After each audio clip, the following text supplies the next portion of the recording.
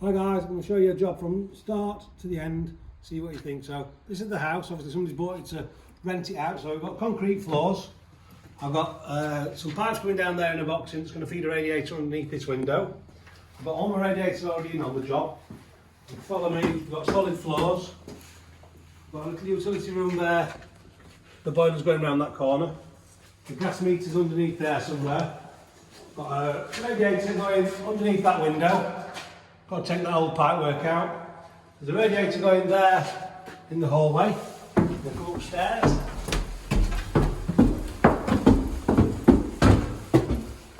We're going to have a new toilet in there, and a shower room in there, radiator under that window, radiator under that window, and a radiator there, which is going to be the bottom of a bed. So what I do first is nothing to do with radiators. I get my mashing tackle if it's an empty house like this. So you've got to get your mashing tackle ready. So that's that sorted. So that's rule number one. Get all your radiators, put them into your house. If you've got an empty space like this, it's great. So all I do is mark them up. So bedroom 3, kitchen, hall, bedroom 2, bedroom 3, lounge. So if there's a few of you working on the job, you ain't going to get them mixed up. So what I do is make sure it's the back of the radiator, so I'm not going to scratch it. Just run a Stanley knife up. Like so. Peel the plastic off, like that. Take the little plugs out that there sometimes. And on this one, I'm just going to use this Loctite 577. And then all you need to do is put a little tiny bit, to be honest with you, on the bottom. Just winding your radiator like that. I've got one of these. It's a tool that you put onto your rag tail, and that's it, done. But if you want to use PTFE tape, dead easy, just get your rag tail like that. You have to find the end of the PTFE. Roll it against you, like that, hold your tail, put that on, hold it with your thumb, and then I just go like that. Fast as that. Alright. And then that one you can put in the other side. Obviously all the radiators then get taken to their positions. I do them upside down first so that when I turn them back round they're protected at the top so you don't scratch your radiator. The other good thing, a little tip, is when you take all the packings off, put all the plastics together, put all the cardboards together, because then I recycle them. I take them to a recycling place and I recycle them, don't just throw them in bin.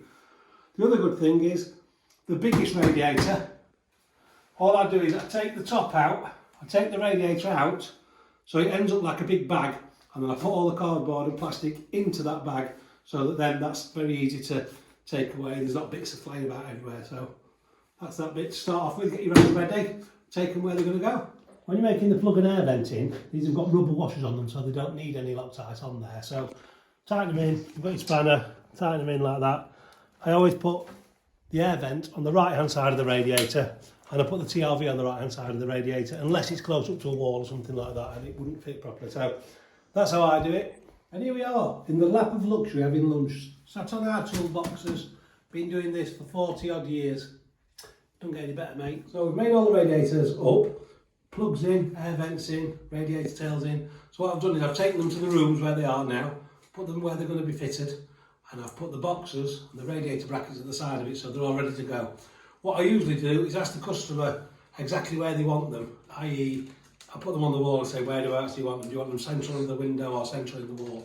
That's quite easy. So we've also separated all the plastic and all the cardboard together, and like I said, I put it into one big bag. I take that and I take that to the recycling place and I recycle that, so it's quite easy, and it saves mess being everywhere. So if you just put that outside now and then just pick it up, put it in your van, and there's not mess all over outside your customer's house. So this radiator in here is a double radiator. It's going underneath this window. So I measured the window, found the centre of the radiator, put it on, looked down the back of the radiator where the brackets are, marked that on the wall, moved the radiator out of the wall, out of the way, then measured from the bottom of the bracket where it fits onto the radiator to the floor, and that was 50mm, so that's 2 inches in my old school. And obviously with these radiators concrete floor, I'm going to run my pipes on top of the skirting board.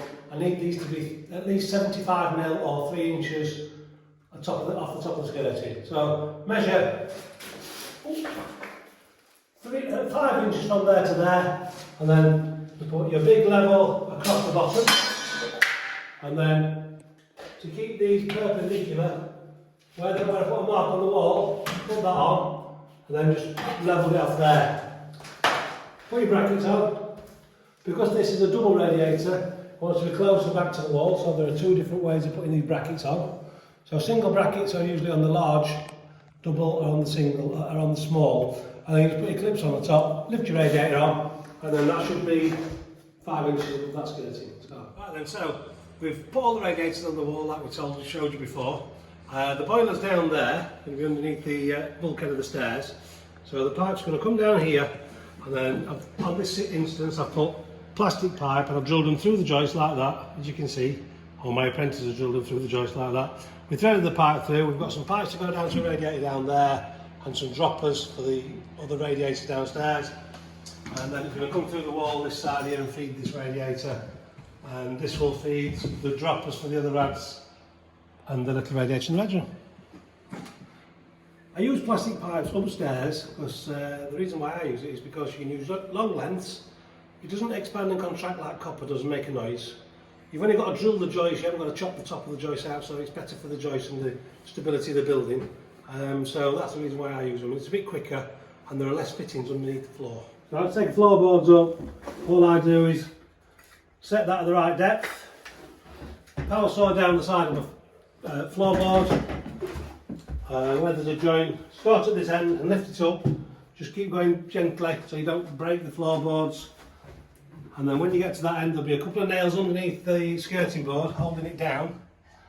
All you do is you have to wobble it sideways and that'll get that out, and then you can get to the rest of your pipework. So we're now going to put the radiators on, put the valve on. We're going to get the pipe nice and straight going through the floor because they look horrible when they're like that, don't they? So what I try and do is get a bit of copper pipe, cut it to the right length to the floor, make sure it's spot on like that, look at it from both angles, and then just mark it. So that's the one way of doing it. Another way of doing it is get a big length of pipe like this, put it inside of the valve, and I always give it about 1/4 of an inch, like that, and then you mark it straight down there, and it's exactly the same. So whether you use a big length of pipe or a short piece, that's the way I do it. And then basically just drill it through the floor with a decent sized drill bit. Don't do it with like 16mm because it'll be tight, might make a noise as it's expanding and contracting. So we've got benders, put some bends on the top of my pipes already because there's a joist up there. I've drilled up into the joist and drilled it outwards so that I can actually get the pipes in. So I'm going to be above there. I'm going to put the long one in first because it's going to be awkward. The stairs are in the way, so pop him in like that if you can. There we go, and straight it down. And then we got this one. Pop that in a bit down. Now we just pop them into them clips, and then we're going to run down here along there, put a drain off on. Jobs are good. This is a good old backhoe nail drawer. A bit old, a bit rusty like me. So basically, you find your nail in your floorboard. There, look. And you pull the nail out like that. So it pulls the nails out on floorboard. So sometimes you can, this one's underneath the skirting at that side, so obviously I'm going to struggle getting it out. But if I cut it on this joist here, I only have to cut down one side of the joist, then cut it, one side of the floorboard I mean, then cut it, and then you can take the nails out and it just lifts out. So you can leave the tongue and groove on one side, so pretty good for that. Other thing they're good for is way rock sheets, you know, the big massive sheets of way rock, so you can get the nails out of them quite easily. So they come up quite easily as well. So on this radiator, we're taking the pipe down there, but underneath there's a cross member, and they put those in to make sure that the joists are straight when they used to install them. So we've had to get underneath there and take that out because it was stopping the pipe work getting to this radiator. I'll have to put on this end, I put my nut and olive on there. I always put a bit of Boss White on, or there's plenty of other jointing compound. So put some on there on the olive, and you just screw it on. It gives it a better grounding when you fasten it on. So there you go. So you saw the droppers coming down here because we've got concrete floors, so obviously we've got to drop them down there. So we've got this Talon box in, it just clips on your clips, that's why I put 4 lots of clips on there, so it clips on nice and easy. Obviously we've got this to solder here. I just put an M&F elbow on that to make it look nice and straight. I don't like to bend them out like that, I like to bend them in. And then obviously when you're soldering drain-offs, always take this bit out because the rubber washer will melt and then obviously it won't seal. So yeah, that's how I do these.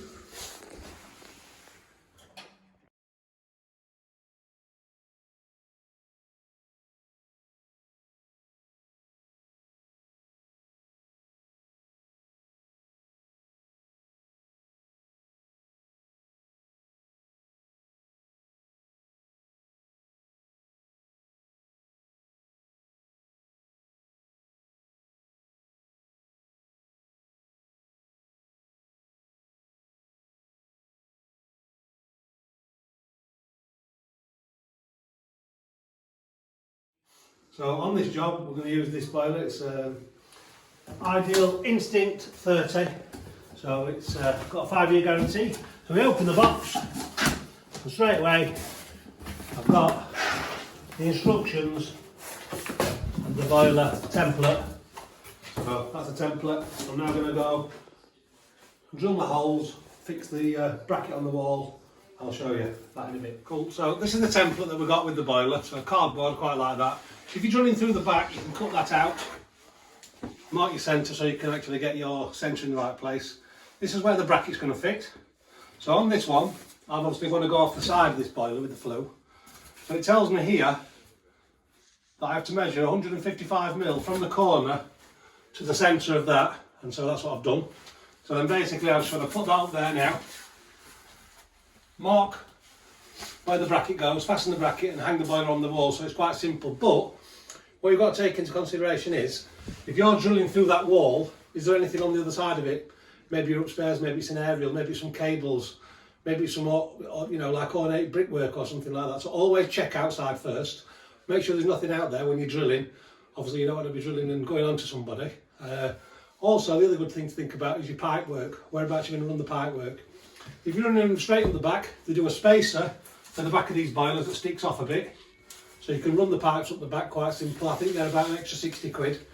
But on this job, I want to try and keep it as far back as I can because they're going to be putting a cupboard in here. So standard cupboard, it'll fit inside. So they're just a few things to be thinking about. So when I'm drilling cores through walls, obviously I've got my Markrist core bits and obviously my Markrist drill. And the good thing about these, I find, they're really quick because you can put them on hammer.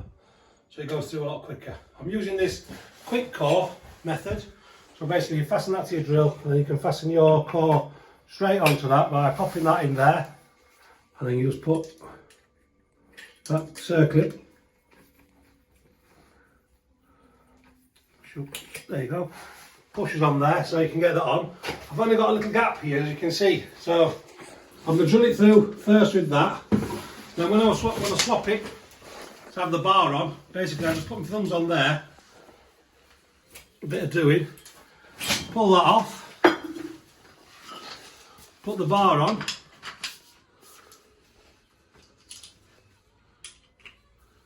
there you go, and I can just put my core onto there and just put another one of those circlips in there. The other good thing about these quick cores is you're not going to bash your knuckles in trying to get things on and off. They just simply pop off and you can put, you know, just fit another one, different size core, pop it on and just put your circlip in. Like I say, just pop them in and then you can just interchange them quite quickly, so it saves all that need for bashing your knuckles in with the spanner. So what we've done now, we've obviously put that on the wall, the bracket, we're going to hang the boiler on there. If I'm going to run pipes up the side of the boiler, it's going to be quite tight, I'll usually put them up first so that before I put the boiler on, make it easy to be able to get it on. So drilled 2 holes up there. I've obviously checked up there that it's not going to hit anything. I'm going to put some bends on like that. So I've got my hot water there and this is going to be the flow. I can pop it up there like that. then pop it into my clips so I can pipe it up underneath the boiler, and it's good. So you get all the connections for your boiler in a bag in this system. This one hasn't got an integrated filling loop. You have to put one of those in yourself. So on this one we've got sort of all these. I usually turn the boiler upside down, connect all these on, because sometimes it's quite difficult to put them on when you're underneath the boiler, so just makes life a little bit easier. And spin it back round, fit it on your bracket.